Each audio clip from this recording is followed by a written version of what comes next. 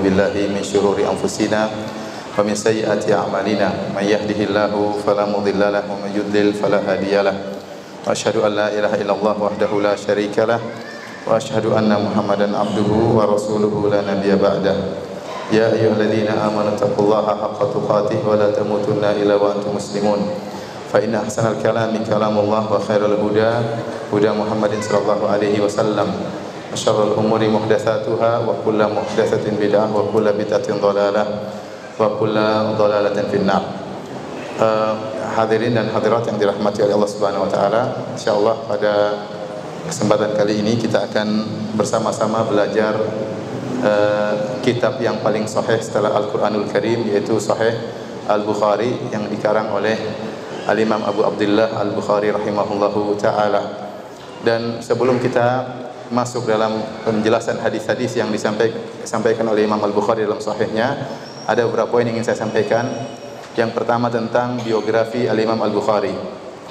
Kemudian yang kedua tentang sebab penulisan beliau, kenapa menulis Sahih Al-Bukhari.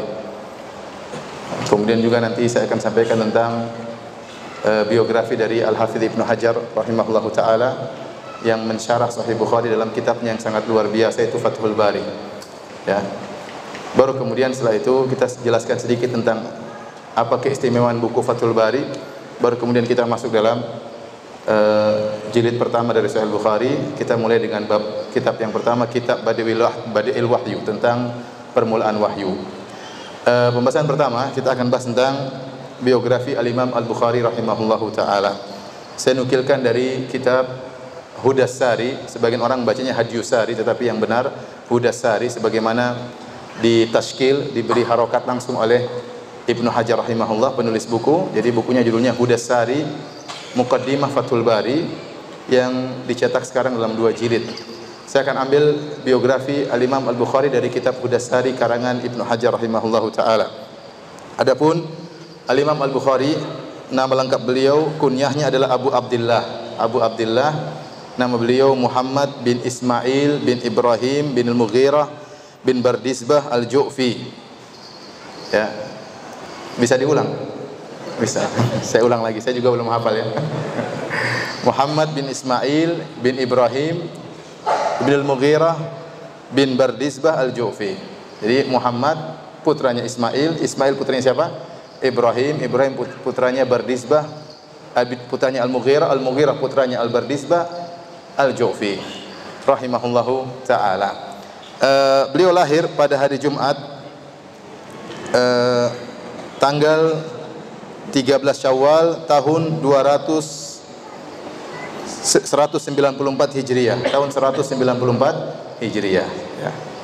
Jadi di penghujung abad kedua di Bukhara, di kota di Bukhara. Keturunan beliau ya berasal dari negeri Persia. Jadi Al-Bardizbah, kakek beliau yang keberapa? Ayah beliau yang atau 1, 2, 3, 4, 5 ya, kakek beliau atau ayah yang kelima, Al-Bardizbah adalah seorang dari negeri Persia, dan dia berada di atas agama orang-orang Persia. Jadi kakeknya yang kelima bukanlah orang Muslim, mungkin orang Majusi dari Persia. Kemudian anaknya Al-Mughirah masuk Islam melalui seorang Muslim yang bernama Al-Yaman Al-Ju'fi. Al-Yaman Al-Ju'fi, oleh karena dia masuk Islam melalui seorang yang bernama Al-Ju'fi, maka nisbahnya terakhir kepada Al-Ju'fi. Makanya Imam Al-Bukhari namanya Abu Abdullah Muhammad bin Ismail bin Ibrahim ibn Al-Mughirah ibn Al-Bardizbah Al-Ju'fi, karena Al-Mughirah masuk Islam lewat orang yang namanya siapa? Al-Ju'fi. Maka nisbahnya kepada orang yang membuat dia masuk Islam. Jadi sini Imam Al-Bukhari meskipun dia orang Persia, namun dia tidak fanatik terhadap suku Persianya. Tidak sebagaimana kita dapati sebagian orang yang mereka fanatik terhadap Persia, bahkan menimbulkan kebencian terhadap orang-orang Arab ya. Imam Al-Bukhari bukan orang Arab. Dia bukan orang Arab. Tapi dia cinta kepada bahasa Arab, cinta kepada hadis-hadis Nabi sallallahu alaihi wasallam. Taib Ismail, ayahnya Al-Imam Al-Bukhari, meninggal tatkala Imam Bukhari masih kecil. Oleh karenanya Imam Al-Bukhari hidup dalam kondisi yatim dipelihara oleh ibunya. Kemudian di masa masih sangat muda beliau sudah sangat nampak kecerdasannya dan sangat kuat hafalannya. Bahkan disebutkan beliau pernah mengkritik seorang ahli hadis di zaman beliau. Ada seorang ahli hadis ya, pernah membaca suatu riwayat di depan di suatu pengajian di hadapan orang banyak dengan berkata, Sufyan an Abi Zubair an Ibrahim. Sufyan an Abi Zubair an Ibrahim. Ini nama-nama rawi. Disebutkan satu sanad dia mengatakan Sufyan an Abi Zubair an Ibrahim. Maka Al-Bukhari waktu itu hadir, maka dia protes, dia berkata, "Inna Abu Zubair lam yarwi an Ibrahim." Kata dia, wahai fulan, sungguhnya Abu Zubair tidak meriwayatkan dari Ibrahim. Fantaharani, kata Imam Bukhari, maka ahli hadis tadi membentak saya. Faqultu lahu, maka aku berkata kepada ahli hadis tadi, irji ilal asal, kalau kau punya buku, coba kembali ke bukumu. Maka orang tersebut kemudian masuk mungkin ke kamarnya, dia cek lagi bukunya, kemudian dia berkata, menurut kamu bagaimana wahai anak muda? Riwayatnya harusnya bagaimana? Maka kata Imam Al-Bukhari, huwa Zubair, bukan Abu Zubair, tapi siapa? Az-Zubair. Dan dia adalah Ibnu Adi, meriwayatkan dari Ibrahim. Maka orang tersebut akhirnya memperbaiki riwayat yang telah dia catat dalam bukunya. Maka dia berkata, sodaqta, engkau benar. Ana yang bertanya kata Imam Al-Bukhari, waktu itu umurmu berapa waktu kejadian tersebut? Kata Imam Al-Bukhari, umurku masih 11 tahun. 11 tahun sudah hafal apa? Riwayat-riwayat yang begitu banyak ya. Kemudian beliau sudah mulai menulis buku sejak beliau umur ya belasan tahun. Tatkala beliau berumur 18 tahun, beliau menulis buku judulnya Qadaya Sahaba wa Tabi'in. Kemudian beliau juga menulis kitab Tarikh Al-Kabir yang sekarang dicetak berjilid-jilid. Waktu beliau masih berumur 18 tahun. Kata beliau, beliau menulis kitab Tarikh Al-Kabir di Raudhah, itu di kuburan Nabi sallallahu alaihi wasallam. Beliau tulis tatkala di malam-malam bulan purnama. Kemudian juga dalam menuntut ilmu beliau rihlah dalam banyak tempat, ke negeri Syam, ke Mesir, Jazirah, ke Basrah, bahkan berulang-ulang ke Basrah 4 kali, ke Jazirah 2 kali, kemudian tinggal di Mekah selama 6 tahun ya. Beliau seringkali masuk ke Kufah, ke Baghdad, semuanya dalam rangka untuk mencari riwayat-riwayat hadis. Dan luar biasa hafalan beliau. Hashid bin Ismail pernah bercerita, kana Al-Bukhari yakhtalifu ma'ana ila masyaikhil Basrah wa huwa gulam. Kami bersama Al-Bukhari pergi ke guru-guru syekh-syekh di negeri Basrah. Waktu itu Bukhari masih sangat muda. Fala yaktubu hatta ala dzalika ayyam. Dan beliau selalu hadir dan tidak pernah nulis. Seperti kita hebatnya. Hadir enggak pernah apa? Nulis. Falumna ba'da 16 yauman. Setelah 16 hari enggak pernah nulis, kami pun mencela Al-Bukhari. Ini orang 16 hari ikut pengajian dengan riwayat hadatsana an fulan dari sahabat Rasulullah SAW bersabda. 16 hari itu sudah entah berapa banyak hadis yang dia dengar dan dia tidak pernah mencatat. Maka kami pun mencela Al-Bukhari. Al-Imam Al-Bukhari waktu dicela dia diam saja. Namun dicela terus akhirnya dia pun berkata, "Qad aktsartum alayya." Kalian terlalu banyak mencelaku. Kata Imam Al-Bukhari, fa'ridu alayya ma katabtum. Kalau gitu apa yang sudah kalian catat sih 16 hari? Mana yang kalian catat? Semuanya mengeluarkan bukunya yang mereka telah catat selama 16 hari. Maka ternyata jumlah hadis selama 16 hari lebih dari 15.000 hadis. Lebih dari 15.000 hadis. Faqara'aha kullaha an dhahri qalbin. Maka Imam Al-Bukhari baca 15.000 hadis tadi dengan hafalannya. Jadi selama 16 hari tersebut beliau apa? Hafal. Luar biasa ya. Coba saya tanya aja, hafalannya kuat. Siapa nama Imam Al-Bukhari yang lengkap? Angkat tangan, saya kasih hadiah. Jangan lihat catatan. Coba berdiri. Lengkap. Jangan lihat catatan ya. Coba.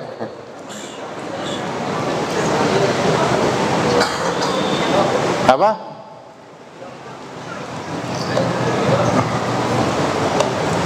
Hampir benar tapi salah. Ya udah, hadiahnya nggak ada. Kita lanjutkan. Salah ya, kurang lengkap. Masya Allah, jazakallah khairan.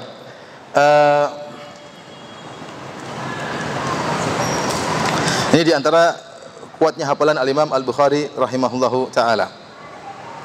Kemudian berkata Muhammad bin Abi Hatim, Al-Imam Al-Bukhari pernah bercerita, dari Al-Imam Al-Bukhari beliau pernah bercerita, kuntu fi majlis Al-Firyabi. Suatu hari aku sedang berada di majelisnya Al-Firyabi. Faqala haddatsana Sufyan an Abi Urwah. Maka Al-Firyabi berkata, haddatsana, telah menyampaikan kepada kami Sufyan an Abi Urwah, dari Abi Urwah, an Abil Khattab, an Abi Hamzah. Jadi Abi Urwah, Abil Khattab, Abi Hamzah. Falam ya'rif ahadun fil majlis man fawqa Sufyan. Maka tidak ada yang kenal siapa si Abu Urwah, siapa si Abu Hamzah, Abul Khattab, siapakah Abu Hamzah. Maka aku pun jelaskan kepada para hadirin, Abu Urwah huwa Ma'mar bin Rashid. Abu Urwah adalah si fulan, namanya Ma'mar bin Rashid. Abul Khattab adalah Qatadah bin Di'amah As-Sadusi. Abu Hamzah adalah Anas bin Malik radhiyallahu taala anhu. Wa kana Ats-Tsauri, yaitu Sufyan Ats-Tsauri, fa'ulan lidzalika yaqnil masyhurin. Sufyan Ats-Tsauri kalau meriwayatkan hadis terkadang dia memberi kunyah, menyebutkan kunyah-kunyah nama-nama perawi. Dia tidak menyebutkan nama perawi secara langsung, dia suka menyebut kunyah-kunyahnya. Sehingga sebagian orang yang tidak tahu kunyahnya dengan namanya jadi bingung, ini siapa maksudnya rawinya. Al-Imam Al-Bukhari hafal nama-nama dan hafal juga kunyah-kunyahnya ya. Paham ya? Ini menunjukkan hebatnya Imam Al-Bukhari mengenal benar siapa perawi-perawi hadis. Kemudian adapun guru-guru Al-Imam Al-Bukhari sangatlah banyak.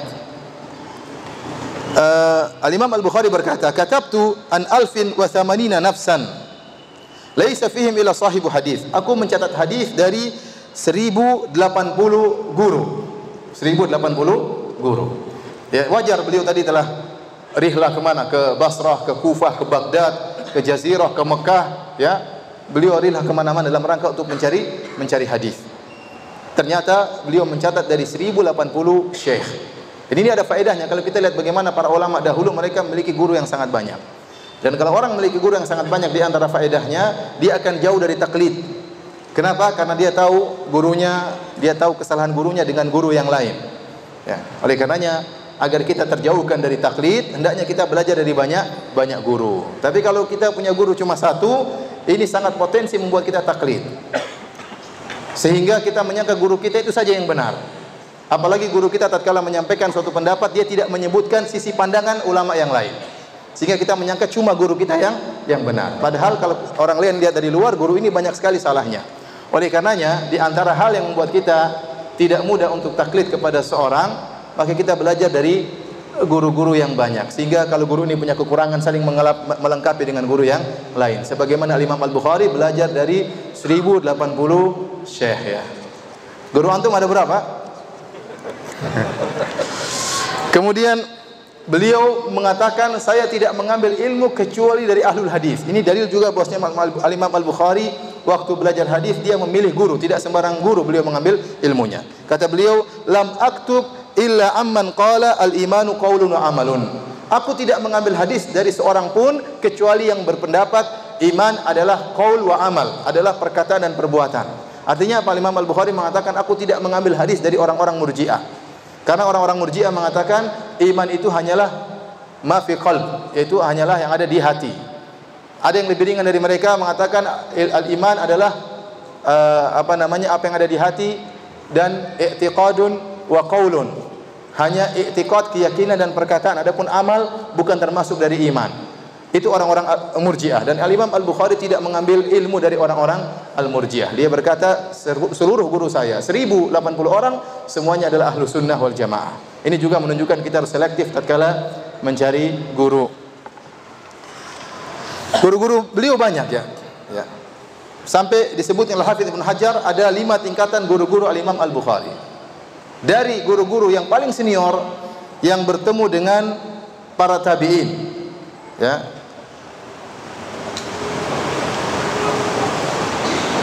Atau yang mendengar dari tabi'in. Mendengar dari tabi'in tetapi tidak meriwayatkan dari thiqat tabi'in. Ada guru kedua tidak bertemu dengan tabi'in. Kemudian tingkatan ketiga, rufaqa'uhu fit talab. Kata Ibnu Hajar rahimahullah, di antara tingkatan guru beliau ada yang ternyata teman-temannya dalam menuntut ilmu. Imam Al-Bukhari orangnya tawadhu dan jauh daripada hasad. Sehingga beliau mau menuntut ilmu dari temannya sendiri. Teman sejawatnya mencari ilmu. Namun dianggap oleh beliau ini guru saya karena saya pernah belajar mengambil ilmu dari beliau. Bahkan di antara guru-gurunya ada yang dia mengambil ilmu dari murid-muridnya. Ini tingkatan yang kelima atau baqa al-khamis. Kata Ibnu Hajar, qaumun fi idadi talabatihi fi sinni wal isnan. Itu guru-guru yang sebenarnya pada tingkatan murid-murid beliau. Ini menunjukkan tawadhu'nya Imam Al-Bukhari. Meskipun dia orang yang alim, dia mau mengambil ilmu dari orang teman-teman sejawatnya, bahkan mengambil ilmu dari murid-muridnya.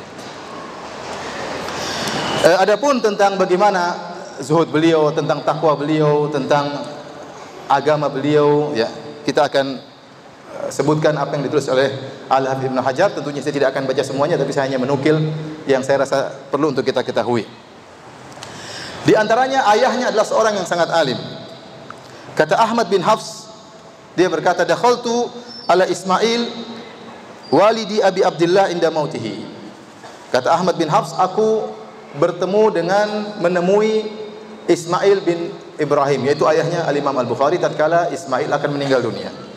Maka Ismail berkata, faqala la a'lamu fi mali dirhaman min haramin wala dirhaman min syubhatin. Aku tidak mengetahui dalam hartaku ada satu dirham yang haram, bahkan tidak ada satu dirham yang aku hasilkan dari hasil yang syubhat. Jadi ayahnya Imam Al-Bukhari adalah orang yang bertakwa. Sampai-sampai dia tidak punya penghasilan meskipun satu dirham dari harta yang haram.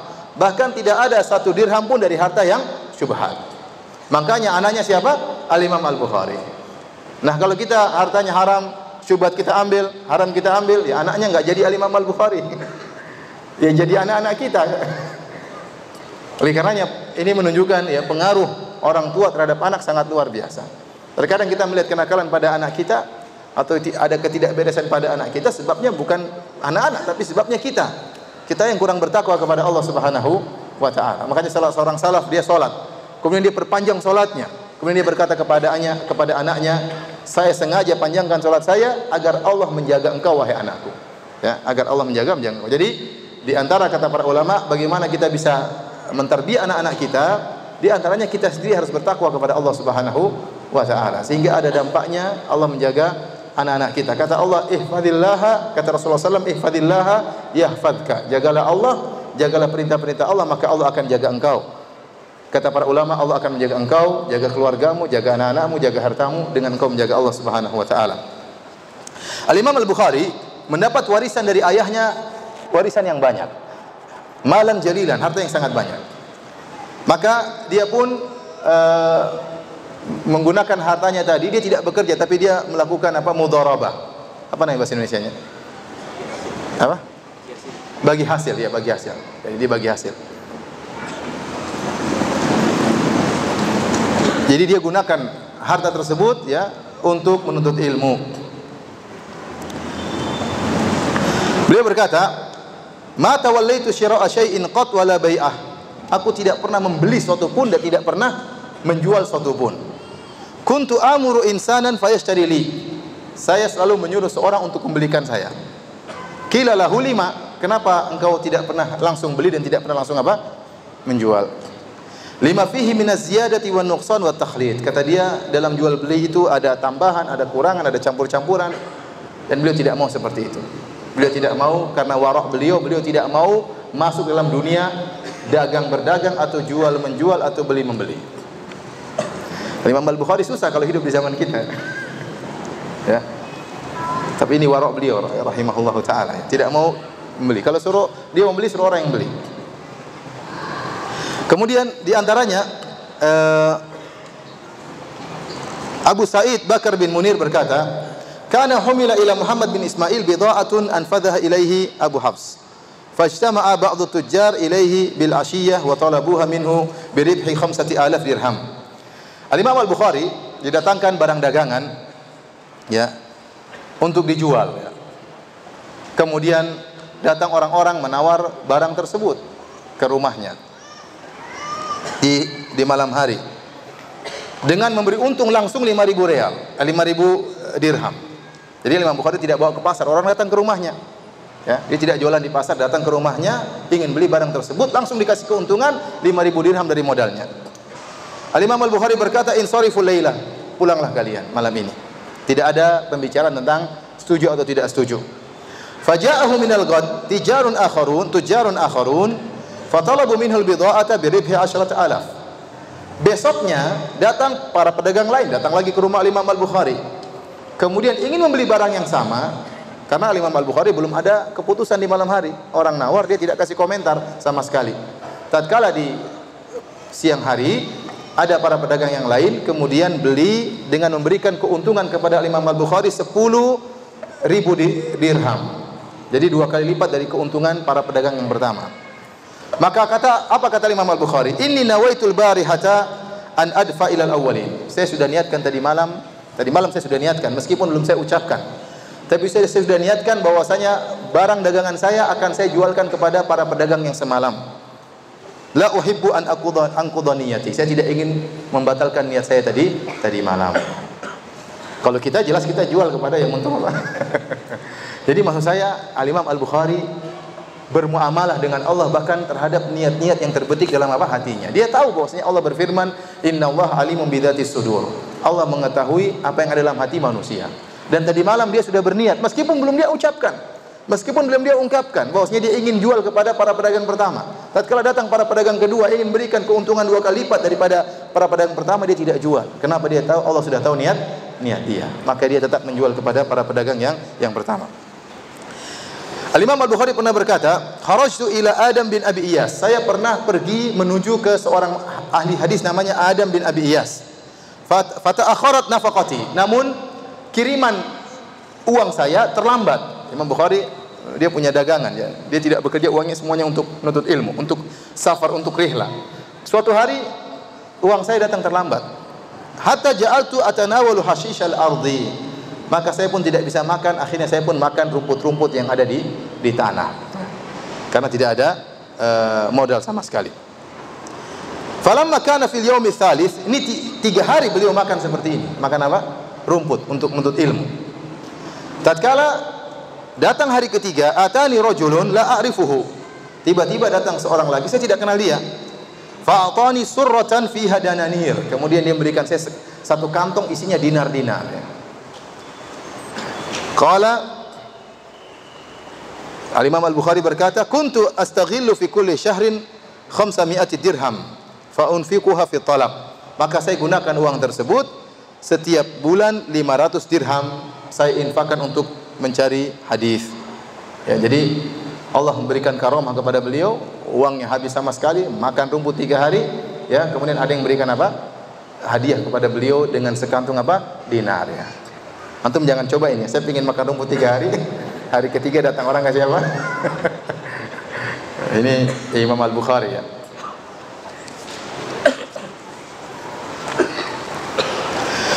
Kemudian di antara waroknya beliau, beliau tidak pernah menggibah seorang pun. Kata beliau, "Maktabtu ahadan qad mundu alimtu anal ghibata haram." Saya tidak pernah menggibah seorang pun sejak saya tahu bahwasanya ghibah itu haram. Saya tidak pernah menggibah seorang pun sejak saya tahu ghibah itu haram. Suatu hari Al-Imam Al-Bukhari berkata kepada Abu Ma'syar Ad-Dharir. Kata Al-Imam Al-Bukhari kepada Abu Ma'syar Ad-Dharir, "Ij'alni fi hillin ya Aba Ma'syar." Wahai Abu Ma'syar, halalkanlah kesalahanku. Saya punya salah, saya minta dihalalkan. Faqala min ayyi syai'in, maka Abu Ma'syar berkata heran. Dia tidak merasa Imam Bukhari pernah punya salah sama dia. Maka dia berkata, min ayyi syai'in, kau minta halal dari kesalahan apa wahai Al-Bukhari? Kata Imam Al-Bukhari, jadi Abu Ma'syar ini seperti muridnya. Dia berkata, rawaitu haditsan yauman. Suatu hari saya meriwayatkan Al-Imam Al-Bukhari rahimahullahu taala ya, datang ke kota Baghdad. Maka akhirnya para ahli hadis yang ada di kota Baghdad mendengar tentang kedatangan Al-Imam Al-Bukhari. Maka mereka pun berkumpul. Mereka sudah dengar tentang hebatnya Al-Imam Al-Bukhari. Maka mereka ingin menguji Al-Imam Al-Bukhari. Lantas mereka sengaja mengumpulkan 100 hadis. 100 hadis tersebut ada matannya, ada sanadnya. Sanadnya itu an fulan dari fulan dari fulan dari fulan. Matannya maksudnya teks hadis. Maka mereka ingin memutarbalikan sanad dan hadis-hadis tersebut. Ada hadis 100. 100 hadis ini mereka siapkan bagi 10 orang. Setiap orang diberi 10 hadis. Orang pertama 10 hadis, orang kedua 10 hadis, orang ketiga 10 hadis, sampai orang ke-10 hadis ke-91 sampai hadis ke-100. Kemudian sanadnya dibolak-balik, matanya dibolak-balik. Kemudian akhirnya hadirlah Al-Imam Al-Bukhari. Maka mereka pun menguji Al-Imam Al-Bukhari. Maka orang pertama menyebutkan hadis dari hadis pertama, an fulan dari Nabi sallallahu alaihi wasallam bersabda. Kata Al-Imam Al-Bukhari, tahukah, dikatakan kepada Imam Bukhari, tahukah Anda hadis ini? Kata Imam Al-Bukhari, la a'rifu, saya tidak tahu. Hadis kedua, an fulan. Kemudian matanya disebutkan. Imam Bukhari berkata dengan jawaban yang sama, la a'rifu, saya tidak tahu. Terus sampai 10 hadis tidak ada yang dia tahu. Berpindah kepada orang kedua, hadis ke-11 sampai hadis ke-20. Jawabannya sama, la a'rifuhu, saya tidak tahu hadis ini. Orang ketiga sampai orang ke-10, hadis 91 sampai hadis ke-100. Orang-orang akhirnya ragu dengan para hadirin yang tidak ngerti ilmu hadis, ya, ragu tentang Al-Imam Al-Bukhari. Masa tidak ada satu hadis pun yang dia tahu dari 100 hadis tersebut? Tapi orang-orang yang pakar hadis tahu ini hebat Al-Imam Al-Bukhari. Maka tatkala seluruh sudah selesai, 10 orang 100 hadis sudah selesai, maka Al-Imam Al-Bukhari kemudian menjelaskan, amma haditsukal awal, adapun hadis yang pertama tadi ketukar dengan hadis sekian. Adapun hadis yang kedua ketukar dengan hadis sekian. Adapun hadis ketiga sanadnya ketukar dengan ini, matanya dia jelaskan seluruhnya. Kata Ibnu Hajar rahimahullah, yang hebatnya bukan dia tahu hadis-hadis tersebut. Yang lebih hebat daripada itu, dia hafal langsung sekali dengar. Itu 100 hadis dia dengar langsung, kesalahannya, urutan salahnya pun dia ingat. Dia tidak, tadi kamu gimana coba tadi? Enggak. Langsung dia bisa sebutkan, kamu hadis pertama sanadnya begini kebalik dengan hadis ini. Matanya begini kebalik dengan hadis kedua. Bayangkan sekali dengar 100 hadis, hafal sekaligus hafal kesalahannya, urutan kesalahannya pun hafal. Kata Ibnu Hajar, yang hebat bukan cuma dia mengetahui tentang kesalahan-kesalahan hadis tersebut, tapi yang lebih hebat dia hafal tertib kesalahannya, dia hafal tadi. Paham atau tidak antum? Paham ya? Jangan sampai nggak paham cerita ini, apalagi hafalan hadisnya. Ceritanya aja nggak paham. Subhanallah, ada orang seperti ini, luar biasa. Zaman ini sudah nggak ada. Makanya saya sering sampaikan, kalau kita mau menerapkan ya tentang ilmu jarh wa ta'dil, al-jarh wa ta'dil, tentang bagaimana para ulama menerapkan ilmu jarh wa ta'dil, mengkritik para perawi, mungkin kita semua dianggap dhaif oleh para ulama. Semuanya, karena hafalan kita semua nggak beres. Hafalan kita semua enggak beres. Enggak ada. Dulu ada perawi yang dhaif, kalau hidup di zaman sekarang itu perawi paling mantap hafalannya. Kalau rawi dhaif di zaman dahulu, hidup sekarang itu hafalannya paling mantap. Ya. Sekarang siapa hafalannya kayak gitu? Enggak ada. Semuanya kembali kepada buku, enggak ada yang hafalannya. Ada yang hafal Sahihain cuma hafal matanya. Ada orang bisa hafal Sahihain itu setengah mati dia hafal bagaimana menghafal Sahih Bukhari dan Sahih Muslim. Itu pun dengan setengah mati dia belajar siang malam menghafal, itu pun dia tidak bisa hafal dengan mutkin dan tidak hafal juga sanad-sanadnya.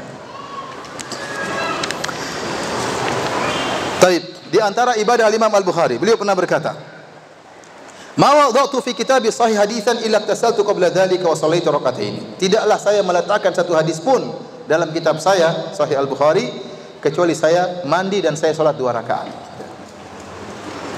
Dia berkata, "Sannaftul jami' min 600 alfin haditsin, 600 alfi haditsin fi 16 sanatan." Saya menyusun Sahih Bukhari ini, saya pilih dari 600.000 hadis. Dalam riwayat dia mengatakan saya hafal 100.000 hadis dan saya hafal hadis sahih dan saya hafal 200.000 hadis dhaif. 100.000 hadis sahih dan dia hafal 200.000 hadis dhaif. Dan saya memilah dari 600.000 hadis yang saya riwayatkan, saya pilih cuma sekian ribu untuk saya letakkan dalam Sahih Al-Bukhari. Sahih Al-Bukhari kalau tidak salah ada 7.000 hadis. Ya. Kalau tidak salah cuma 7.000 hadis, sekitar 7.000 hadis. Dari 600.000 hadis. Setiap dia meletakkan maka dia harus salat istikharah. Pantas enggak diletakkan dalam bukunya. Maka dia pun mandi, kemudian dia salat 2 rakaat, baru kemudian dia meletakkan hadis tersebut dalam bukunya. Bahkan bukan cuma itu, tatkala dia membeli judul, karena kata para ulama fiqhul Bukhari fi tarajumihi. Fikihnya Imam Bukhari itu sangat kelihatan dalam judul-judul bab. Jadi nanti kalau kita belajar, kita lihat bagaimana Al-Imam Al-Bukhari istimbatnya mengambil hukum luar biasa. Yang terkadang tidak kita pikirkan, dari mana Imam Bukhari bisa mengambil istimbat hukum dari hadis ini. Maka dia kasih judul, kemudian dia sebutkan dalilnya. Orang bingung, ini dalilnya dari sisi mana? Tapi Ibnu Hajar tugasnya menjelaskan kepada kita sisi penilaiannya begini. Kalau orang awam tidak ngerti, ya. Bahkan sebagian ulama bingung. Untuk membuat judul tersebut beliau juga apa? Salat dua rakaat. Menunjukkan kehati-hatian apa? Beliau. Di akhir hayat Al-Imam Al-Bukhari, beliau menghadapi ujian yang luar biasa, ya. Difitnah oleh gurunya sendiri yang sebenarnya sejawat dengan beliau tetapi termasuk guru beliau. Sebagaimana disebut oleh Ibnu Hajar dalam kitab Hudasari. Jadi Al-Imam Al-Bukhari waktu datang ke kota Naisabur, semua orang mengagungkan Al-Imam Al-Bukhari. Semua orang menyambut kedatangan Al-Imam Al-Bukhari. Bahkan sebelum Imam Bukhari sudah masuk dalam jarak yang jauh, mereka sudah tunggu kedatangan Imam Bukhari, disambut oleh penduduk kota. Para ulama seluruhnya mewasiatkan kepada murid-muridnya untuk menyambut Al-Imam Al-Bukhari. Di antara para ulama tersebut, dia juga ulama Ahlussunnah, ya. Dia juga salah satu guru Al-Imam Al-Bukhari, ya. Bernama Muhammad bin Yahya Az-Zuhli rahimahullahu taala. Dia berkata dalam majelisnya, "Man arada an yastaqbil Muhammad bin Ismail ghadan falyastaqbilhu, fa inni astaqbiluhu." Kepada murid-muridnya, barang siapa yang ingin menyambut kedatangan Al-Imam Muhammad bin Ismail besok, maka sambutlah kedatangannya. Saya sendiri akan hadir menyambut kedatangannya. Padahal itu muridnya. Ini gurunya Imam Al-Bukhari. Kemudian Muhammad bin Yahya Az-Zuhli juga berkata, "La tas'aluhu an syai'in minal kalam." Jangan sekali-sekali kalian bertanya kepada Al-Imam Al-Bukhari tentang masalah ilmu kalam. Jangan. Masalah filsafat jangan ditanya. Fa innahu in ajaba bi khilafi ma nahnu alaihi waqa'a bainana wa bainahu wa syamita bina kullu nasibin wa rafidin wa jahmi wa murji bi Khurasan. Kata Muhammad bin Yahya Az-Zuhli, kalau kalian bertanya tentang masalah akidah kepada Imam Al-Bukhari yang berkaitan dengan falsafat, kemudian ternyata Imam Al-Bukhari menjawab jawaban yang tidak sesuai dengan apa yang kita yakini, maka akan timbul masalah antara kita dengan Imam Al-Bukhari. Kalau sudah timbul masalah, akhirnya para ahlul bidah yang ada di Khurasan akan senang. Seperti Rafidhi, Syiah, kemudian Jahmi, kemudian Murji, ya, Nasibi, semuanya akan senang tatkala kita berselisih di antara Ahlussunnah. Ini wasiat Muhammad bin Yahya Az-Zuhli. Jangan sampai terjadi keributan. Subhanallah, waktu Imam Bukhari datang, orang hadir ramai sekali di masjid. Imtala'atid dar, atau di rumah, orang kumpul ramai sekali. Wasutu sampai naik di atas atap-atap ingin dengar apa? Majelis Al-Imam Al-Bukhari. Tatkala pada hari kedua atau hari ketiga, ada seorang cari masalah. Dia tanya kepada Imam Bukhari tentang masalah sangat pelik, tentang masalah Al-Quran. Dia bertanya, "Anil lafzi bil Quran, talaffuz bil Quran, apakah makhluk atau bukan?" Ingat ya, Al-Quran itu bukan makhluk. Al-Quran kalamullah ghairu makhluk. Al-Quran adalah firman Allah, ghairu apa? Bukan makhluk. Allah bukan makhluk, dan lafal Allah juga bukan apa? Makhluk. Allah bukan makhluk, maka perbuatan Allah juga bukan apa? Bukan makhluk. Yang makhluk itu ciptaan Allah, manusia. Kita makhluk. Kita ini makhluk. Lafal kita makhluk atau bukan? Makhluk. Lidah kita makhluk atau bukan? Makhluk. Lafal kita juga makhluk. Pertanyaannya sulit sekarang. Al-Quran bukan makhluk. Tapi kalau ada orang baca Al-Quran dengan lafal manusia, nah lafalnya makhluk atau bukan? Ini pertanyaan menjebak. Paham atau tidak? Saya ulangi ya. Allah makhluk atau bukan? Bukan. Azza wa Jalla, Allah Subhanahu wa taala. Allah pencipta. Maka seluruh yang dilakukan oleh Allah bukan makhluk. Allah bukan makhluk, pendengaran Allah bukan makhluk, penglihatan Allah bukan makhluk. Di antaranya firman Allah juga bukan apa? Bukan makhluk. Karena firman tersebut dari Allah sang pencipta. Kita manusia makhluk. Badan kita makhluk, lisan kita makhluk, suara kita juga makhluk tercipta, ya. Penglihatan kita makhluk, pendengaran kita makhluk. Sekarang pertanyaan kepada Imam Bukhari, waktu saya baca Al-Quran, Alif Lam Mim, Dzalikal kitabu la raiba fi, ya, Dzalikal kitabu la raiba fi, itu makhluk atau bukan? Lafalnya ini, suaranya ini makhluk atau bukan? Maka Imam Al-Bukhari menjawab, af'aluna makhluqatun wa alfadhuna min af'alina. Imam Al-Bukhari mengatakan, perbuatan kita adalah makhluk, karena kita makhluk, segulu perbuatan kita apa? Makhluk. Dan lafal kita termasuk dari perbuatan kita. Titik. Al-Imam Bukhari menjawab dengan jawaban demikian. Saya ulangi jawaban Imam Bukhari. Lafal kita, perbuatan kita adalah makhluk, dan lafal kita termasuk dari perbuatan kita. Akhirnya terjadi keributan. Disimpulkan oleh sebagian orang, Al-Imam Al-Bukhari mengatakan bahwasanya lafal dengan Al-Quran adalah makhluk. Padahal seharusnya menurut Ahlus Sunnah wal Jamaah, kalau kita ditanya seperti itu, kita harus perinci apa yang Anda maksudkan. Kalau Anda maksudkan suara, maka itu makhluk. Tapi kalau Anda maksudkan yang dilantunkan, alif lam mimnya, maka itu bukan makhluk, karena kita sedang melantunkan firman Allah Subhanahu wa taala. Sama seperti saya mengatakan, berkata Al-Imam Al-Bukhari, misalnya saya mengatakan Al-Imam Al-Bukhari berkata, ya, Sannaftul Jami' min sitti mi'ati alfi haditsin fi sittata asyrata sanatan. Aku menulis Kitabul Jami', ya, saya pilih dari 600.000 hadis, saya tulis dalam waktu 16 tahun. Suaranya Firanda, paham? Tapi ucapannya siapa? Al-Imam Al-Bukhari. Saya sedang menukil perkataannya siapa? Al-Imam Al-Bukhari. Tapi suaranya siapa? Suaranya Firanda, paham? Suaranya saya. Sama waktu saya baca Al-Quran, lafal-lafalnya saya, suaranya apa? Saya. Tapi teksnya itu dari saya sedang menukil firman siapa? Firman Allah. Paham? Teksnya tersebut bukan makhluk. Al-Quran, kalau maksud Anda adalah kertas-kertas, ini makhluk. Paham? Tetapi yang termaktub dalam kertas tersebut sedang menukil firman siapa? Allah. Dan firman Allah bukan makhluk. Waktu Imam Al-Bukhari ditanya, apakah talafuz bil Quran makhluk?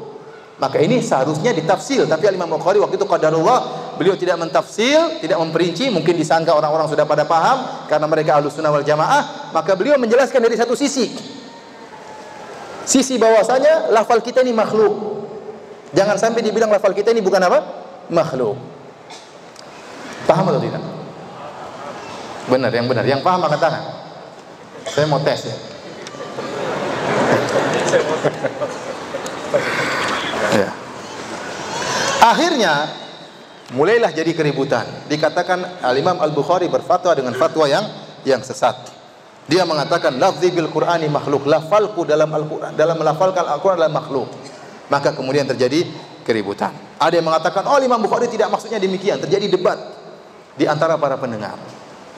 Akhirnya kata sebagian ulama, ya,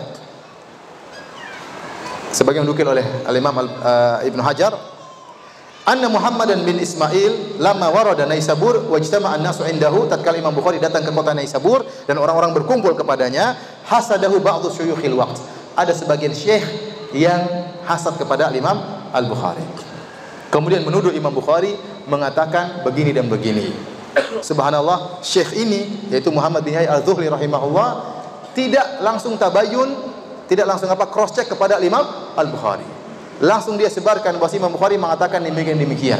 Maka Imam Bukhari ditahzir, disuruh ditinggalkan majelisnya. Ya.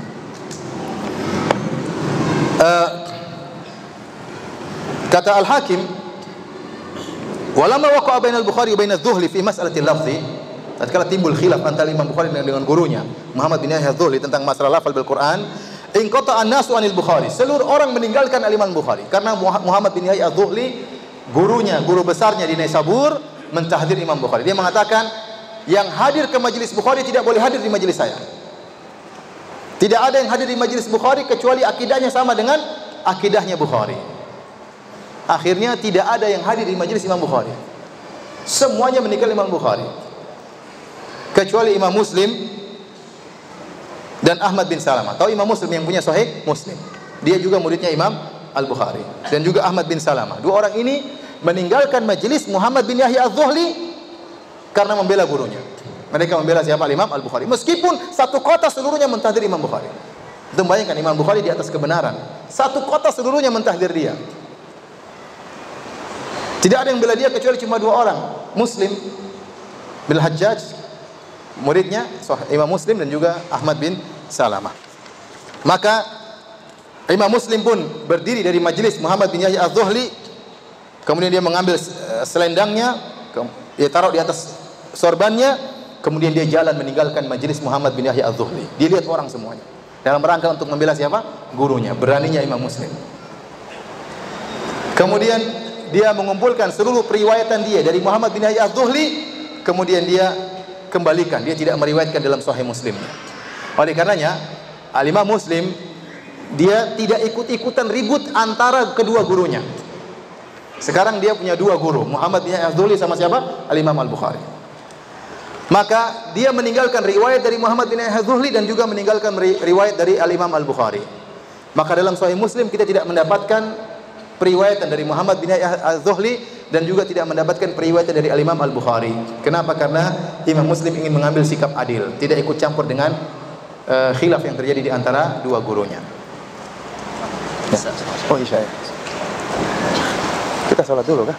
Iya, sholat dulu baru lanjut lagi. Iya. Habis Isya kita lanjut atau tidak? Lanjut ya. Enggak apa-apa ya?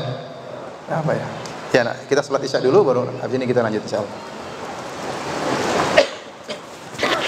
Salatu wassalamu ala Rasulillah wa ala alihi wa ashabihi wa mawala. Ikhwani fillah wa ahli fiddin azani Allah wa iyyakum. Kita lanjutkan bahasan kita ya tentang khilaf yang terjadi antara Al-Imam Al-Bukhari dengan gurunya Muhammad bin Yahya Az-Zuhli rahimahumullah. Dua-duanya ulama Ahlus Sunnah. Namun ya bagaimanapun tidak ada yang maksum. Terkadang meskipun ulama timbul dalam diri mereka ada kekurangan. Oleh karenanya Al-Imam Al-Bukhari mengeluhkan hal tersebut. Beliau berkata, "Waqad qasadani hadzal rajul hasadan lima atani Allahu la ghair." Orang ini memaksudkan saya. Kenapa dia hasad kepadaku? Karena karunia yang Allah berikan kepadaku. Bukan karena masalah lain, tapi karena hanya sekedar hasad. Artinya Imam Bukhari ingin menjelaskan, saya dengan dia tidak ada masalah. Bukan masalah fikih, bukan masalah akidah. Ini hanya wasilah saja. Munculkan permasalahan, tapi sebenarnya masalah saya dengan dia hanyalah masalah apa? Masalah hasad. Itu dirasakan oleh Al-Imam Al-Bukhari. Kemudian Al-Imam Al-Bukhari ya ditanya, ada yang datang ke beliau kemudian cross check apa benar beliau mengatakan melafalkan Al-Quran adalah makhluk. Maka beliau berkata, anni qultu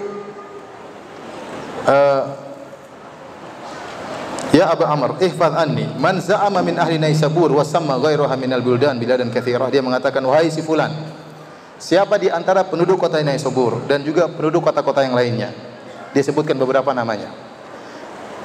Nama-nama kota-kota. Mengatakan anni qultu lafzi bil Qur'ani makhluk fa huwa kadzdzab. Yang menuduh aku berkata melafalkan Al-Qur'an adalah makhluk, maka dia telah berdusta. Fa inni lam aqulhu. Sungguhnya aku tidak mengatakan demikian. Illa anni qultu af'alul ibad makhluqatun. Aku hanya mengatakan perbuatan hamba adalah makhluk. Oleh karena Imam Al-Bukhari punya buku sudah dicetak 2 jilid, judulnya Khalqu Af'alil Ibad, tentang penjelasan bahwasanya perbuatan makhluk adalah ciptaan Allah Subhanahu wa taala. Kita yang tidak mendalam tentang masalah akidah bingung kenapa masalah begini saja dipeributkan. Dia atau tidak? Terkadang terbetik dalam benak kita, kenapa masalah begini dipeributkan? Ternyata ini masalah penting. Kita mengatakan Al-Quran itu makhluk, itu bahaya. Dan inilah yang menjerumuskan sebagian, dan sering saya ulang-ulang dalam pengajian-pengajian saya. Ini yang menyebabkan terjerumusnya sebagian dai-dai pluralisme sehingga menafsirkan Al-Quran seenaknya mereka. Mereka mengatakan Al-Quran ini bukan firman Allah. Kenapa Allah tidak berbahasa? Allah bukan makhluk, tidak berbicara dengan bahasa apapun, tanpa suara, ya, tanpa huruf. Terus kalau begitu Al-Quran itu ada hurufnya, ada bahasa Arabnya. Oh, itu bukan firman Allah, tapi itu terjemahan Muhammad mentransfer ide pokok Allah Subhanahu wa taala atau perkataan yang semisal ini. Dan ini termaktub dalam buku-buku mereka. Dan ini diambil dari akidahnya orang-orang Jahmiyah dan juga akidahnya orang Asy'ariyah. Bahwasanya Allah berbicara tanpa suara, tanpa huruf. Sehingga akhirnya apa? Al-Quran yang terjadi ini bukan firman Allah. Alif lam mim dzalikal kitabul la raiba fihi alhamdulillahirrahmanirrahim maliki yaumiddin. Surat Al-Fatihah itu bukan firman Allah, tapi itu terjemahan Muhammad terhadap firman Allah Subhanahu wa taala. Sehingga akhirnya tokoh-tokoh liberal mengatakan, kalau ini bukan firman Allah, maka jangan kita terikat dengan tekstual Al-Quran. Karena Muhammad tatkala menerjemahkan Al-Quran, ya, atau menerjemahkan firman Allah dalam bentuk Al-Quran, banyak sifat-sifat manusiawi yang berpengaruh kepada Muhammad. Contohnya dia adalah seorang manusia. Contohnya dia adalah seorang Arab. Contohnya dia tinggal di zaman dahulu, zaman yang agak primitif, ya, terikat dengan budaya yang ada tatkala zaman tersebut. Maka jangan kita tafsirkan Al-Quran dengan tekstual. Sehingga mereka punya namanya tafsir hermeneutika, tafsir kontekstual. Itu diantaranya dibangun dengan berpendapat bahwasanya Al-Quran ini bukan firman Allah Subhanahu Wa Taala. Makanya Imam Al-Bukhari keras dalam masalah ini, bahwasanya Al-Quran itu firman Allah. Lafal kita bukan apa? Bukan lafal kita makhluk, tetapi Al-Qur'annya adalah apa? Firman Allah Subhanahu wa taala. Akhirnya tatkala Imam Al-Bukhari khawatir mereka akan berbuat buruk kepada Imam Al-Bukhari, maka beliau pun pulang ke Bukhara, meninggalkan kota Naisabur, dihajar, diboikot oleh seluruh penduduknya. Tidak ada yang tadinya bayangkan betapa berat ujian Imam Bukhari, datang orang sampai masih jauh, masih puluhan kilo, orang-orang sudah menunggu kedatangannya. Begitu dia datang, orang-orang sampai semua masjid full, sampai rumah-rumah di atap-atap orang hadir pengajian dia. Tiba-tiba majelis kosong, tidak ada seorang pun yang datang ke pengajiannya. Ya. Sampai akhirnya kemudian beliau balik ke kota beliau Bukhara. Kemudian waktu di Bukhara pun timbul masalah. Beliau dipanggil, beliau mengadakan pengajian untuk masyarakat umum. Tiba-tiba amir atau raja di tempat tersebut manggil beliau untuk mengajar anak-anak sang raja atau sang gubernur. Maka Imam Al-Bukhari menolak, dia tidak mau. Karena dia mengatakan, saya tidak akan mengkhususkan ilmu buat sebagian orang, sementara yang lain saya tinggalkan. Karena murid-murid beliau banyak. Ya. Akhirnya beliau tidak memenuhi panggilan raja tersebut. Akhirnya raja tersebut kemudian marah kepada Imam Al-Bukhari, sehingga kemudian menyusahkan Imam Al-Bukhari. Sampai akhirnya Imam Al-Bukhari berdoa, di antara doanya, Allahumma qad daqat alayya al-ardu bima rahubat faqbidni ilaika. Ya Allah, dunia ini terasa sempit bagiku, ya Allah cabutlah nyawaku. Tidak sampai sebulan kemudian Imam Bukhari meninggal dunia. Beliau minta agar dicabut nyawanya oleh Allah Subhanahu wa taala.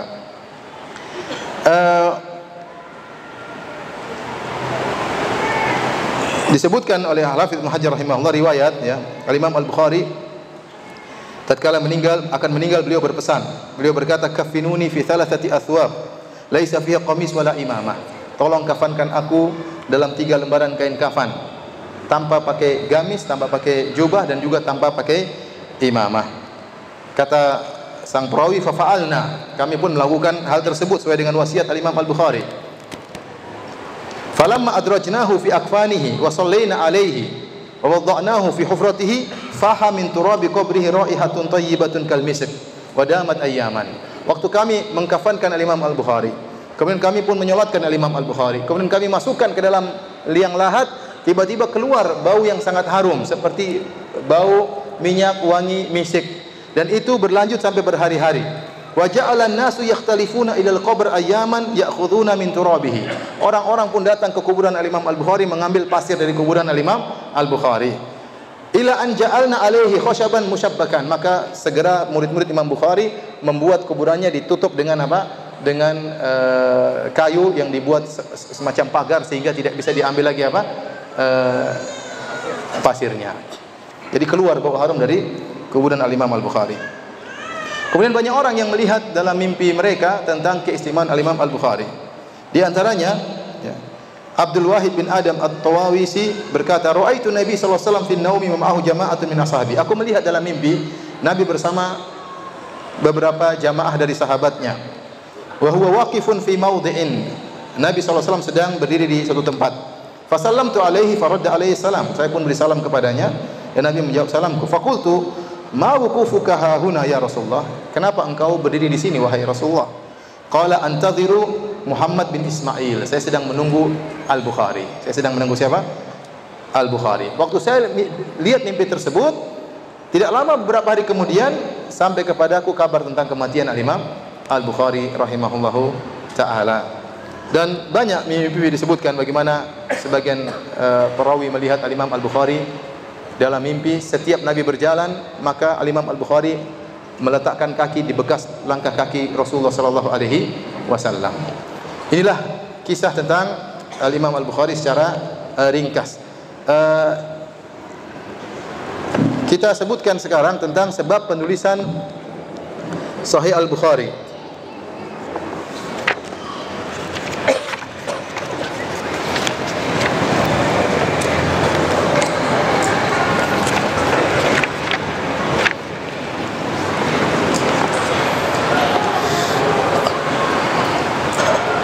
Kita tahu bahwasanya di zaman Nabi SAW, para sahabat sebagian mereka menulis hadis-hadis tapi tidak mereka bukukan.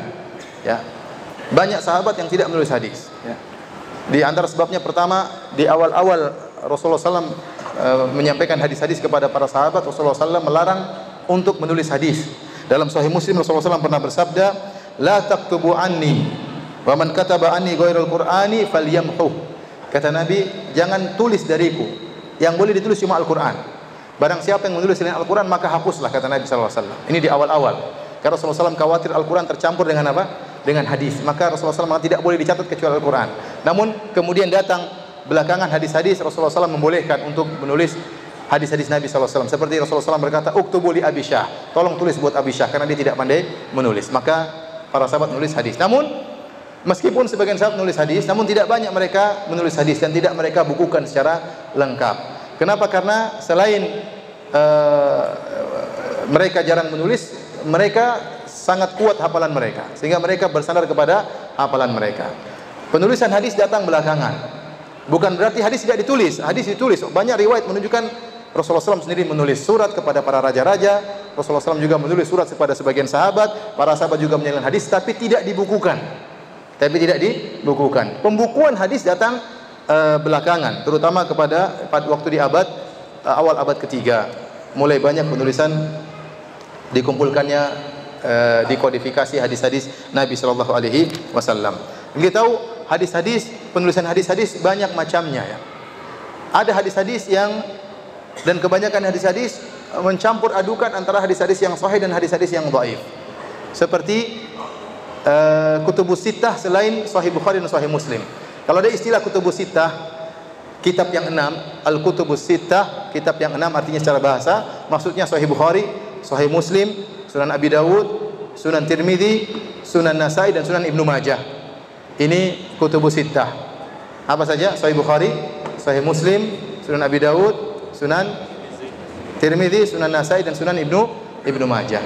Sebagian ulama khilaf, nomor 6 ini siapa? Ada yang mengatakan Muwatta Imam Malik, Al-Imam Malik. Ada yang mengatakan Ibnu Majah. Namun yang banyak dilakukan oleh jumhur ulama, yang ke-6 adalah Sunan Ibnu Majah. Ya. Sunan Ibnu Majah, Sunan Tirmidzi, Sunan Abi Dawud, Sunan Nasai ini mencampur adukan antara hadis sahih dan hadis dhaif. Ada hadis-hadis dhaifnya, ada hadis-hadis sahihnya, ada hadis-hadis hasan. Yang khusus hadis-hadis sahih adalah Sahih Bukhari dan Sahih Muslim. Demikian juga Musnad Imam Ahmad. Musnad Imam Ahmad juga mencampur adukan antara hadis-hadis yang sahih dan hadis-hadis yang dhaif. Dan hadis-hadis sahih banyak. Ya. Makanya diriwayatkan Imam Bukhari mengatakan, "Hafiztu, saya menghafal 100.000 hadis sahih." Saya menghafal 100.000 hadis sahih. Tadi kita disebutkan riwayat. Imam Bukhari mengatakan, "Saya memilih dari 600.000 hadis, saya pilih menjadi sekitar 7.000 untuk dimasukkan dalam kitab sahihku." Berarti namanya hadis sahih bukan cuma dalam Sahih Bukhari, bukan cuma dalam Sahih Muslim. Ada dalam buku-buku yang lain, dalam Mustadrak Al-Hakim, dalam Musnad Imam Ahmad, dalam Sunan Abi Dawud, dalam Sunan Tirmidzi juga banyak hadis-hadis yang sahih. Tapi Al-Imam Al-Bukhari punya kriteria berat dalam penulisan Sahih Al-Bukhari. Ya, penulisannya kriterianya sangat ketat. Di antaranya kriteria beliau bahwasanya murid harus bertemu dengan guru. Murid harus bertemu dengan guru, tidak cukup hanya semasa. Maka tatkala ada periwayat an fulan dari fulan an fulan, harus dicek apakah fulan dan fulan ini pernah ketemu atau tidak. Kalau tidak pernah ketemu, hadisnya dianggap lemah oleh Al-Imam Al-Bukhari atau tidak sesuai dengan kriteria beliau. Al-Imam Muslim dalam sahihnya lebih ringan syaratnya. Selama si fulan perawi dan gurunya satu masa, apalagi satu kampung atau satu kota, ada kemungkinan untuk bertemu meskipun tidak ada dalil mereka pernah bertemu, tapi mungkin untuk bertemu, maka sudah dianggap bersambung sanadnya. Paham? Dari sisi ini, maka dikatakan Sahih Bukhari lebih kuat daripada Sahih Muslim. Kenapa? Di antara syarat Al-Imam Al-Bukhari, rawi harus pernah ketemu dengan siapa? Gurunya. Ya. Saya misalnya, bisa jadi saya tidak ketemu dengan Syekh Fulan, tapi saya baca buku-bukunya, dan mungkin saya ketemu dengan dia, tapi saya tidak ketemu. Ya, saya tidak, meskipun saya sezaman dengan dia. Banyak syekh-syekh di Arab Saudi saya tidak ketemu, tapi saya baca buku-bukunya, meskipun saya mungkin ketemu dengan dia, tapi saya tidak ketemu. Al-Imam Bukhari mensyaratkan harus murid ketemu dengan guru, baru sah sanadnya menurut kriteria Imam Al-Bukhari. Dari sini para ulama mengatakan Sahih Al-Bukhari lebih kuat daripada Sahih Muslim. Adapun tatkala sebagian orang ulama Maghribah, ulama Maghrib, di antara mereka ada yang mengatakan Sahih Muslim lebih kuat daripada Sahih Bukhari. Itu dari satu sisi. Satu sisi maksudnya apa? Kalau kita buka Sahih Bukhari, ternyata Sahih Bukhari tidak semua riwayat dalam sahihnya, dalam kitabnya itu sahih. Jadi ada namanya asal, ada mutabaat, ada hadis-hadis yang asal, yang ini yang sesuai dengan kriterianya. Terkadang Imam Al-Bukhari menyebutkan hadis-hadis mutabaat yang penguat, tapi bukan asalnya. Dia sebutkan riwayat-riwayat penguat dan itu tidak sesuai dengan kriterianya. Terkadang beliau menyebutkan hadis-hadis mu'allaq, nanti akan dijelaskan. Mu'allaqat yaitu hadis-hadis sanadnya dihilangkan oleh Imam Bukhari, tahu-tahu langsung disebutkan rawi di atasnya. Ini terkadang ada yang sahih dan ada yang dhaif. Terkadang beliau menyebutkan perkataan para ulama salaf. Beda dengan Sahih Muslim. Sahih Muslim kalau buka semuanya sanadnya sahih. Tidak ada hadis-hadis mu'allaqat. Dari sisi sini kalau dikatakan Sahih Muslim dari awal sampai akhir semuanya sahih, maka benar. Adapun Imam Sahih Al-Bukhari, hadis-hadis yang sesuai dengan kriterianya itu sebagai asalnya, sebagai pokoknya, dan ada tambahan-tambahan dari beliau yang terkadang sanadnya apa? Lemah, ya. Tapi kalau kita kembali kepada pokok hadis-hadisnya, maka kriterianya sangat ketat. Al-Imam Al-Bukhari rahimahullahu taala suatu saat hadir di majelis gurunya, yaitu Ishaq bin Rahuyah. Kata Al-Imam Al-Bukhari, kunna inda Ishaq bin Rahuyah, faqala, kami sedang berada di sisi Ishaq bin Rahuyah rahimahullahu taala. Maka dia berkata, lau jama'tum kitaban mukhtasaran li sahihi sunnati Nabi sallallahu alaihi wasallam. Seandainya kalian wahai murid-muridku, kalian kumpulkan hadis-hadis sahih yang mukhtasar, yang ringkas. Ini ide gurunya, subhanallah, cuma kasih ide. Kata Imam Bukhari, fa waqa'a dzalika fi qalbi. Ide gurunya tadi masuk di hatinya. Saya ingin bikin seperti itu, gara-gara ide dari sang guru. Maka saya katakan Imam Al-Bukhari mendapatkan pahala yang sangat banyak. Ishaq bin Rahuyah juga dapat apa? Pahala, gara-gara punya apa? Punya ide. Jadi kalau antum punya ide, sampaikan aja, meskipun bukan antum yang kerjakan. Jadi ini juga dapat pahala. Kenapa? Karena dia kasih ide, dan kata Imam Al-Bukhari, fa waqa'a dzalika fi qalbi. Hal tersebut, ide tersebut merasuk ke hatiku. Fa akhadhtu fi jam'i al-jami' as-sahih. Maka saya pun mengumpulkan Sahih Al-Bukhari. Dalam riwayat yang lain, Imam Al-Bukhari pernah bermimpi. Dia berkata, ra'aitu Nabi sallallahu alaihi wasallam wa ka'annani waqifun baina yadayhi. Saya melihat dalam mimpi Rasulullah SAW seakan-akan berada di hadapanku. Wa biyadihi mirwahah, dan di tangannya ada semacam kipas. Adzubbu biha wa biyadi mirwahah, dan di tanganku, kata Imam Bukhari, seakan-akan ada kipas. Adzubbu biha anhu, dengan kipas tersebut aku membela atau menyingkirkan gangguan dari Nabi sallallahu alaihi wasallam. Fasa'altu ba'dal mu'abbirin, setelah itu saya bertanya kepada ahli tafsir mimpi. Faqala li, maka penafsir mimpi tersebut berkata, anta tadzubu anhul kadiba, kau akan membela Nabi dari kedustaan yang ditempelkan kepada Rasulullah sallallahu alaihi wasallam. Fa huwa alladhi hamalani ala ikhrajil jami' as-sahih. Mimpi ini juga memperkuat Al-Imam Al-Bukhari untuk menyusun Sahih Al-Bukhari. Jadi intinya Sahih Bukhari itu adalah kitab mukhtasar, kitab ringkasan. Makanya Rasulullah SAW mengatakan, saya ringkas dari, kata Al-Bukhari, saya ringkas dari 600.000 hadis. Saya ringkas dari 600.000 hadis menjadi sekitar 7.000 hadis dalam waktu 16 tahun. Dalam waktu 16 tahun. Di antaranya para ulama mengatakan, judul Sahih Bukhari, Al-Jami'us Sahih Al-Musnad min hadithi Rasulullah sallallahu alaihi wasallam wa sunnatihi wa ayyamihi. Jadi nama lengkap Sahih Bukhari, kalau nama ringkasnya siapa? Sahih Al-Bukhari atau Al-Jami'us Sahih. Tapi kalau nama lengkapnya, kata Ibnu Hajar, Al-Jami'us Sahih Al-Musnad min hadithi Rasulullah sallallahu alaihi wasallam wa sunanihi wa ayyamihi. Nah, diulang, Al-Jami'us Sahih Al-Musnad, apa? Min hadithi Rasulullah sallallahu alaihi wasallam wa sunanihi wa ayyamihi. Al-Aini dalam kitabnya Umdatul Qari mengatakan judul Sahih Bukhari Al-Musnadus Sahih Al-Mukhtasar. Ada tambahan Al-Mukhtasar, yaitu hadis-hadis sahih yang ringkas, ya. Subhanallah, ringkasnya saja disyarah oleh Ibnu Hajar dalam kitab Fathul Bari selama 25 tahun. Kitab Fathul Bari itu ditulis Ibnu Hajar berapa tahun? 25 tahun. Nah, kita mau baca saja bertahun-tahun. Itu nulisnya luar biasa, ya. Nanti akan kita jelaskan insyaallah setelah. Tapi hadirin yang dirahmati Subhanahu wa taala, oleh karenanya dari sini kita tahu bahwasanya Imam Al-Bukhari memiliki kriteria khusus dalam penulisan sahihnya. Rawi-rawinya terpilih. Tidak sembarang perawi yang beliau bisa masukkan dalam Sahih Al-Bukhari. Benar, ada rawi-rawi yang dikritiki oleh para ulama, terutama berkaitan dengan akidah. Karena ada sebagian rawi-rawi dalam Sahih Bukhari yang ternyata tertuduh memiliki pemahaman Syiah. Ada yang tertuduh memiliki pemahaman Jahmiyah. Ada perawi yang tertuduh memiliki pemahaman Khawarij. Ya. Tetapi Imam Al-Bukhari tetap masukkan perawi-perawi tersebut dalam hadisnya. Ini semua dibahas panjang lebar oleh Al-Hafidz Ibnu Hajar dalam kitabnya Hudas Sari. Beliau jelaskan rawi-rawi yang dikritiki tersebut satu persatu, kemudian dibela. Kenapa Imam Al-Bukhari tetap memasukkan rawi ini dalam sahihnya, padahal rawi ini bermasalah dalam sisi akidahnya. Ya, dijelaskan oleh Al-Hafidz Ibnu Hajar rahimahullah satu persatu. Di antaranya yang kita dengar akhir-akhir ini, ada sebagian orang yang menyatakan bahwasanya Al-Imam Al-Bukhari ya memasukkan dalam sahihnya perawi-perawi yang berpemahaman Syiah. Sehingga mereka mengatakan tidak boleh kita mengatakan Syiah sesat. Kalau kita mengatakan Syiah sesat berarti Sahih Bukhari sesat juga. Kenapa? Karena dalam Sahih Bukhari ada perawi-perawi yang berpemahaman apa? Syiah. Ya. Jawabannya ini sudah dibahas oleh Al-Hafidz Adz-Dzahabi rahimahullah dan juga sudah dibahas oleh Ibnu Hajar rahimahullahu taala dalam kitab Hadis Hudas Sari ya.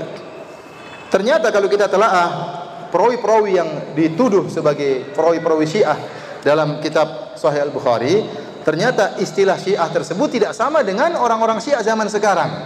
Ini dijelaskan oleh Al-Hafidz Adz-Dzahabi dan juga oleh Ibnu Hajar Al-Asqalani.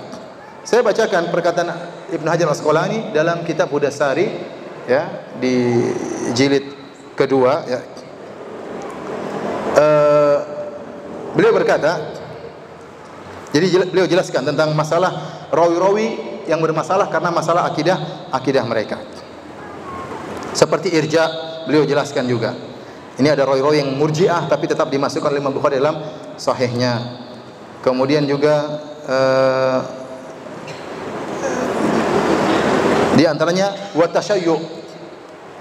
Apa kata Al-Hafidz Ibnu Hajar? Ini tasyayyu' menurut mereka, istilah tasyayyu', istilah Syiah menurut para ulama di zaman mereka, para perawi kenapa dikatakan Syiah?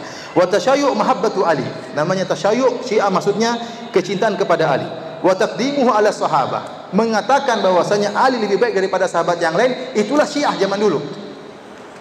Waktu terjadi fitnah antara Muawiyah dengan Ali bin Abi Thalib, banyak pembela Ali.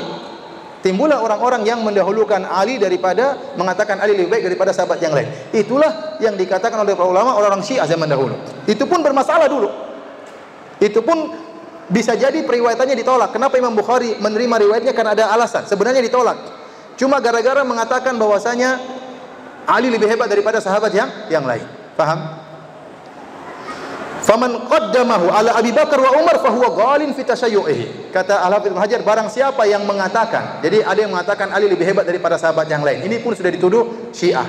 Kata Ibnu Hajar, kalau ada yang mengatakan Ali lebih hebat daripada, lebih didahulukan daripada Abu Bakar dan Umar, kata Ibnu Hajar, ini adalah ekstrim dalam Syiah. Ini baru mendahulukan Ali daripada Abu Bakar dan Umar sudah dikatakan ekstrim dalam Syiah. Ghalin fi tashayyu'. Wa yutlaqu alaihi rafidhi, dan orang yang dikatakan rafidah menurut istilah ulama dahulu. Wa illa fasyi'i, maka cukup dikatakan Syiah. Kalau dia tidak mendahulukan Ali di atas Abu Bakar dan Umar, maka dikatakan Syiah. Tapi kalau dia bilang Ali lebih berhak daripada Abu Bakar dan Umar, maka dikatakan rafidhi. Fa in indhafa ila dzalika sabbu aw at-tasrih bil bughdhi, kalau ditambah dengan kebencian terhadap sahabat, maka dikatakan ghalin fir rafidah, fir rafdi, yaitu ekstrim dalam rafidah. Ingat, inilah Syiah yang disebut oleh para ulama ya, perawi-perawi bermasalah yang ada dalam Sahih Bukhari. Ternyata Syiahnya bukan Syiah seperti zaman sekarang. Syiah zaman sekarang yang mengatakan Al-Qur'an tidak lengkap ya, yang mengatakan bahwasanya Al-Qur'an sudah ada pengurangan, yang mengatakan Abu Bakar dan Umar di neraka jahanam. Tidak ada dulu Syiah-Syiah seperti ini. Ingat, Syiah yang mengatakan Ali lebih hebat daripada sahabat dulu bermasalah menurut para ahli hadis. Riwayatnya dipertanyakan untuk diterima. Bukan kemudian datang orang sekarang mengatakan tidak boleh kita mengatakan Syiah sesat. Kalau kita mengatakan Syiah sesat berarti Sahih Bukhari sesat. Ingat, Syiah yang sedang ada di zaman kita tidak sama dengan Syiah seperti istilah ulama di zaman dahulu. Saya sudah jelaskan perkataan Ibnu Hajar. Syiah zaman dahulu maksudnya apa? Cinta kepada Ali, membela Ali. Ali lebih hebat daripada para sahabat. Kalau yang parah, Ali lebih bagus, lebih utama daripada Abu Bakar dan Umar. Itu Syiah yang parah. Tidak sampai derajat sekarang. Al-Quran apa? Al-Quran tidak lengkap. Imam mengetahui ilmu gaib, bahwasanya Aisyah pezina, bahwasanya Abu Bakar di neraka, Umar di neraka, Umar lebih parah daripada Fir'aun dan macam-macam. Ini dari mana? Ini bukan, ini Syiah sekarang tidak disamakan dengan istilah para ahli hadis tatkala menilai para perawi. Saya contohkan di sini, atau Ibnu Hajar sebutkan tentang seorang perawi yang dikatakan Rafidhi yang bernama Abbad bin Ya'qub Ar-Rawajini Al-Kufi.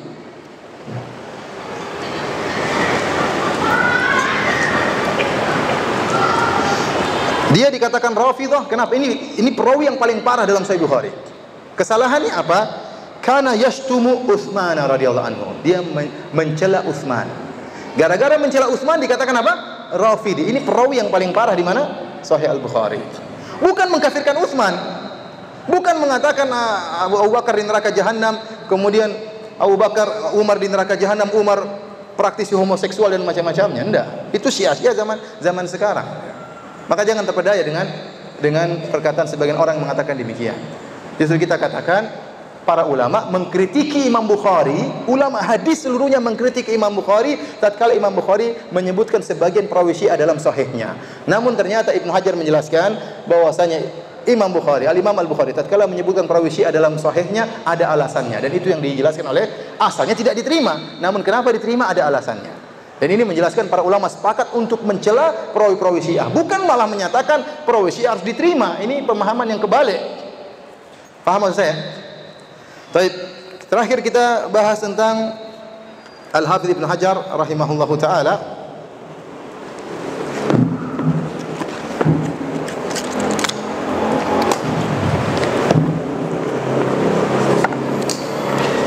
Al-Hafidz Ibnu Hajar rahimahullahu taala, penulis kitab Fathul Bari. Namanya adalah Ahmad bin Ali bin Muhammad bin Ali bin Ahmad Shihabuddin Abul Fadl Al-Kinani Al-Asqalani thumma Al-Misri Syafi'i, dari ulama besar mazhab Syafi'i. Dikenal dengan Ibnu Hajar. Ibnu Hajar adalah laqab dari sebagian kakek-kakeknya. Dilahirkan pada tanggal 12 Sya'ban tahun 773 Hijriah, 773 di kota Mesir. Jadi banyak ulama Mesir, di antaranya Ibnu Hajar Al-Asqalani. Ya. Beliau hidup dalam kondisi yatim piatu. Ayahnya meninggal pada tahun 777. Berarti usia beliau masih berapa tahun? 4 tahun. 4 tahun ayahnya meninggal, dan ibunya sudah meninggal sebelumnya. Al-Imam Bukhari juga hidup dalam kondisi apa? Yatim. Ya. Al-Imam Syafi'i juga hidup dalam kondisi apa? Yatim. Al-Imam Ibnu Hajar Al-Asqalani juga hidup dalam kondisi apa? Yatim. Namun yatim tidak menjadikan mereka keyatiman tidak menjadikan mereka mundur, bahkan mereka semakin semangat dalam menuntut ilmu.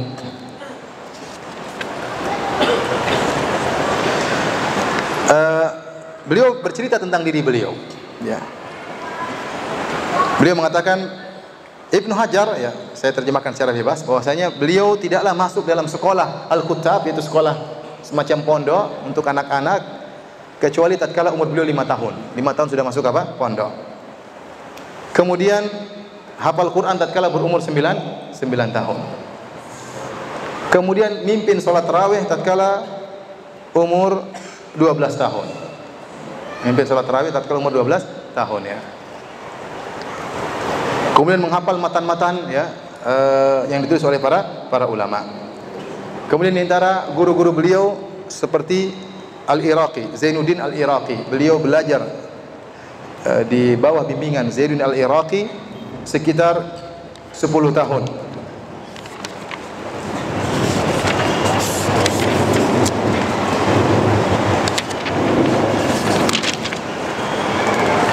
Di antara yang membuat beliau ya hebat, ya, sebab para ulama sebutkan, ya, di antaranya, ya, sehingga tulisan beliau sangat banyak. Imam Ibnu Hajar itu tulisannya sangat banyak.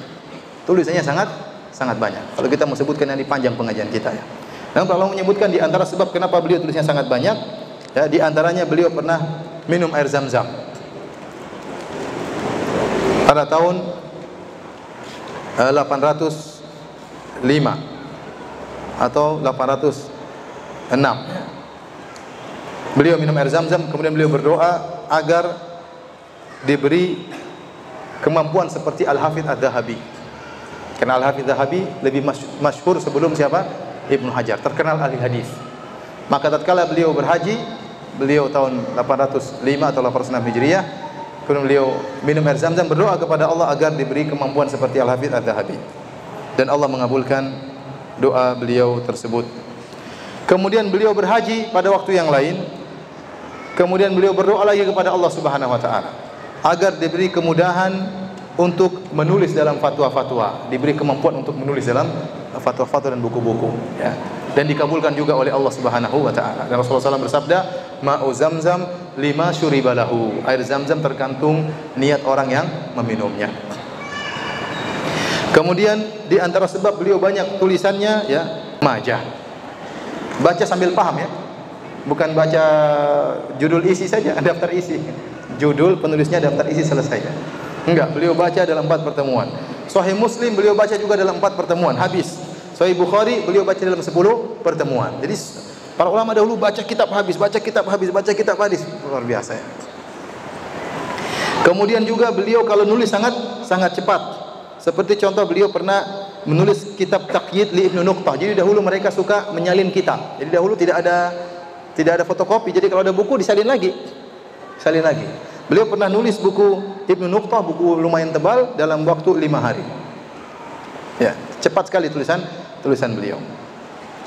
Tulisannya cepat, bacanya cepat, hafalannya kuat, ya.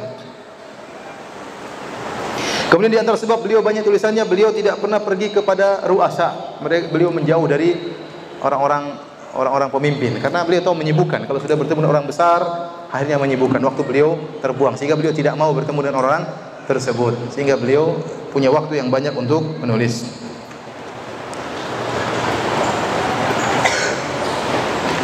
Kemudian di antara sebabnya juga beliau adalah orang yang tawadhu dalam menuntut ilmu. Beliau tidak malu untuk mengambil ilmu dari siapa saja. Bahkan beliau mengambil ilmu dari murid-murid beliau seperti Al-Burhan Al-Biqai. Ya ikhwan, ini saya ingatkan, dalam masalah ilmu tidak boleh ada kesombongan, ya. Seorang menuntut ilmu dari siapa saja.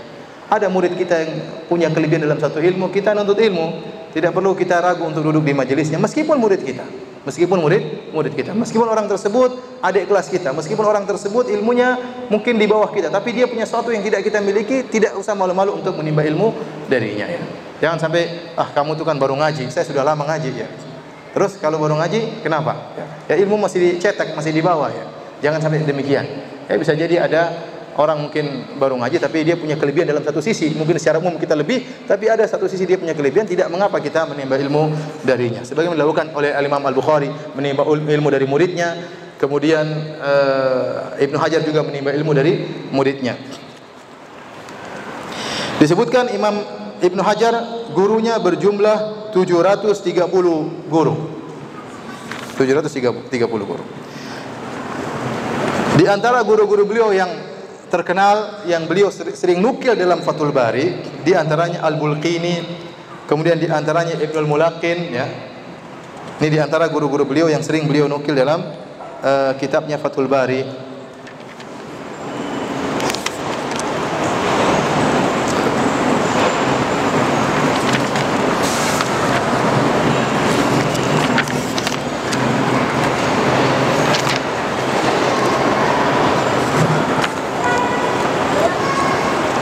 Baik, hadirin rahmatillah subhanahu wa ta'ala. Adapun Fathul Bari, ya, sebagaimana telah kita singgung tadi, ditulis oleh Al-Hafidz Ibnu Hajar dalam waktu 25 tahun. Dan ada syarah-syarah Sahih Al-Bukhari banyak sekali, sampai sebagian ulama seperti Syekh Abdul Karim Al-Khudair menyebutkan syarah terhadap Sahih Al-Bukhari sekitar 80 syarah. Fathul Bari salah satunya. Fathul Bari salah satunya. Itu pun dicetak sekarang, dulu dicetak 13 jilid, sekarang dicetak jadi ada yang 20 jilid, ada yang sekarang yang cetakan saya ada 26 jilid, ya. Ada 26 jilid. Ini buku berat, ya. 26 jilid itu berat, ya. Dan bahkan disebutkan dalam buku beliau ya, Intiqadat al-i'tiradat ya, atau Intiqad al-i'tiradat ya, beliau